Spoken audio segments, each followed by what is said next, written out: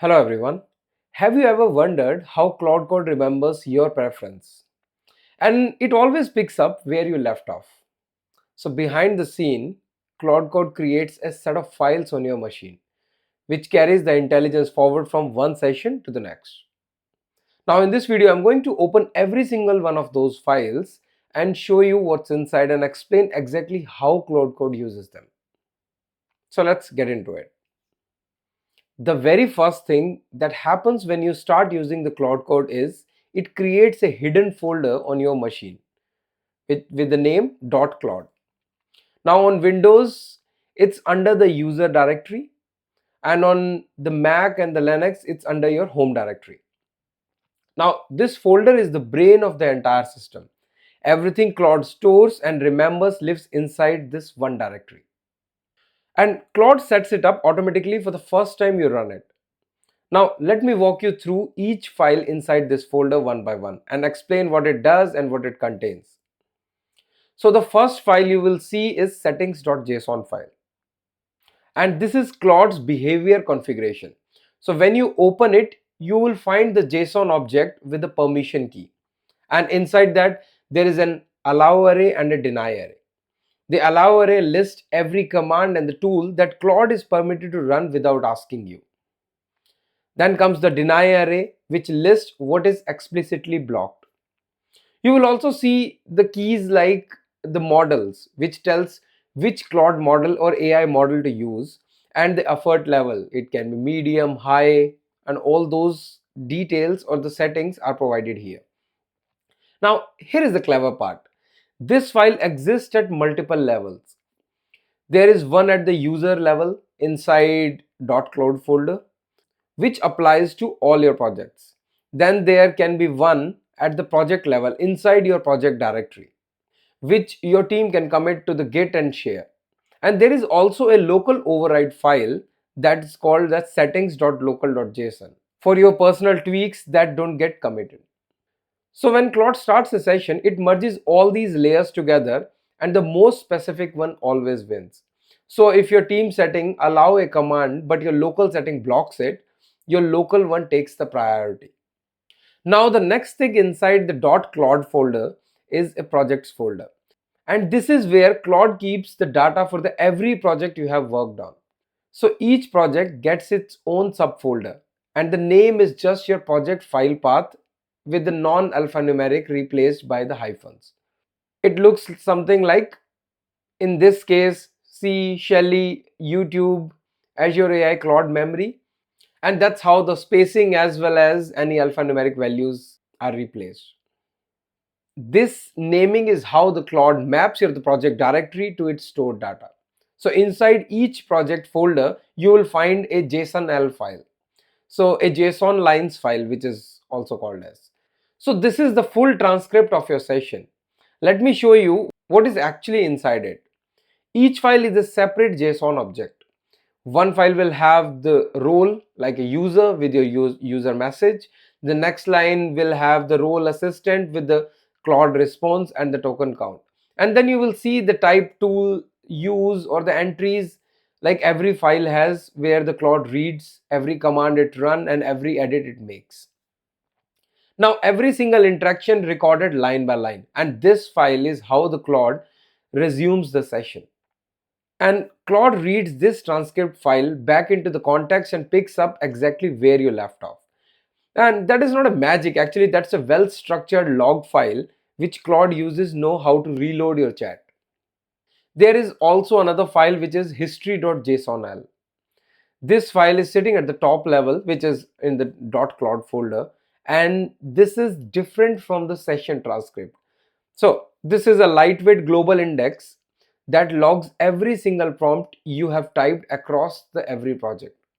So each line records the prompt text, a timestamp, the project path, and the session ID. Think of it as a search history across all the Claude Code usage. And then there is the backup folder, so which is inside the .claude, and you will find the timestamped copies of .claude.json. Now .claude.json is different from .claude folder, and it's a separate file sitting directly in your home directory. So you can call it as a master configuration file. It holds your OAuth session tokens, your MCP server configuration, and per project trust or the settings which have been allowed, or any different tool caches.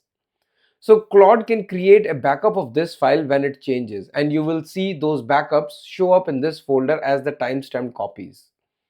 So if the file ever gets corrupted, and that can happen, so you have 5 recent copies to fall back on. Now you will also notice that some other folders in there like cache, debug, shell snapshots, download, plugin, or and ID. So these are internal folders that Claude manages for itself. And you don't have to open and understand them. These are for the housekeeping actually. So let's ignore those and focus on what actually matters.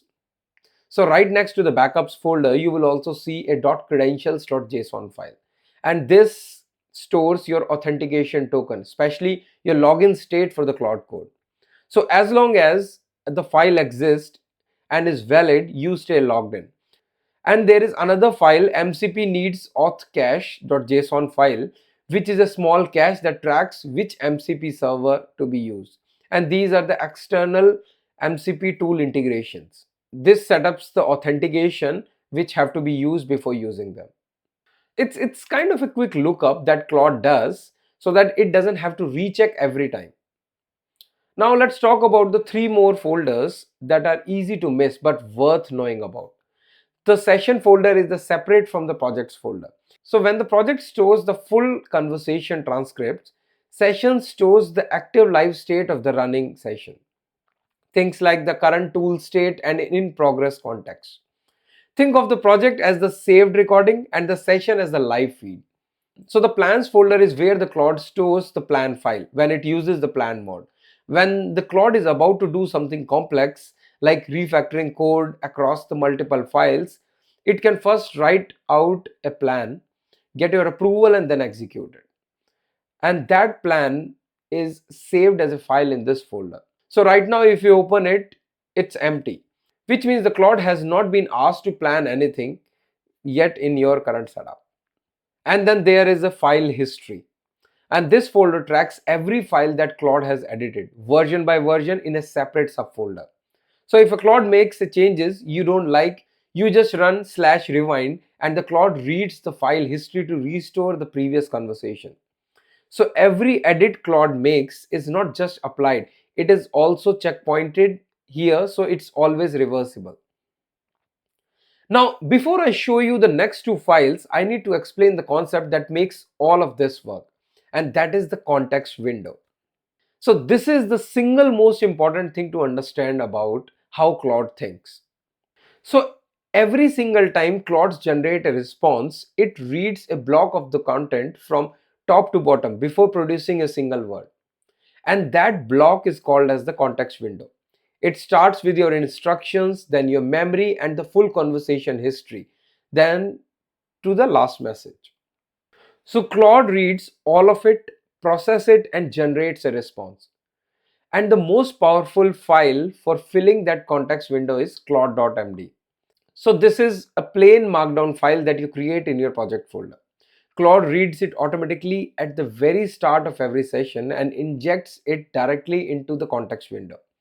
So whatever you write in here, Claude knows it from very start of the first message. So let me show you how you get inside a typical Claude.md. You will have the sections like the project rules, for example, which Python version to use, and the build commands, architectural notes. So you write it once and the Claude follows it in every session from that point on. Now, here is what makes Claude.md even more powerful. It stacks across the different level. And there is one at .claude folder for your personal preference, and that applies to every project. Then there is one at the project level that your whole team shares through the Git. And there can be a subdirectory level ones that only loads when the Claude works in that specific folder. All of them get loaded and concatenated together. And then they all stack into the context window. And there is one more thing. Instead of keeping everything in a single Claude.md, you can split your instruction into smaller Claude.md file placed in the subdirectories. So Claude goes through all the directories and checks the Claude.md and then concatenate them and put it in the context. And using this way, it keeps the context window lean and focused. And finally, the memory. This is the file that makes Claude feel like it's actually learning your project over the time. So Claude Code has a feature called as automemory, and it is enabled by default. As you work across the sessions, Claude automatically saves things it learned: your coding style, your command specific to your setup, your architectural decisions to the file called as MEMORY.md, stored inside the specific project folder that is within the .claude. Now, let me show you how it works step by step. You are working with the Claude in a session. You mentioned that your team always uses two space indentation, or you debug an issue and discover that the staging server runs on port 3001. So the Claude notices these are the useful facts and would help in the future session. It writes them to the memory.md automatically. You will see writing memory appear in the interface when this happens. Then the next time you start a session on the same project, Claude loads the first 200 lines of the memory.md directly into the context window. So the Claude starts the conversation already knowing what is learned last time. It knows your indentation style, it knows your staging port, it knows your architectural decisions you discussed 2 weeks ago. Now, you can also trigger this manually. Just say remember that we have to use PNPM, not NPM, and Claude writes it to the memory right there. And if the memory gets too large or starts having contradictions, old facts that are no longer true, you just have to run /dream command, and the Claude goes through the memory file, removes duplicate, updates the stale entries, and converts the relative data to absolute and keeps the whole thing under 200 lines. So it stays clean and efficient. Now, beyond memory.md, Claude also creates the topic specific file in the same memory folder, like debugging.md or API conversations.md. So these do not load automatically at the startup. Instead, Claude reads them on demand during a session when a topic comes up that matches them. So this keeps the context window from getting overloaded while still giving Claude access to the deeper knowledge. So let me tie this up together. When you open a new Claude Code session, here is exactly what happens in order. First, settings files are merged across the different levels. Then Claude.md files are loaded. Claude walks up to the folder tree or the directory tree and finds every Claude.md at every level, and then concatenates them into a context window. Then the first 200 lines of the memory.md are injected. And then if you are resuming a session, the conversation history from the JSON L transcript is loaded. And then your first message enters the window. By the time you're typing anything, Claude already has your rules, your memory, your settings, and potentially your last conversation all loaded and ready. And that is really the full picture. Claude remembers because these files exist. Together, they fill the context window and the right information every time. And that is what makes the Claude feel like it actually knows your project. So that's all I wanted to show in this video. I hope you liked it. Please like and subscribe. Thank you so much.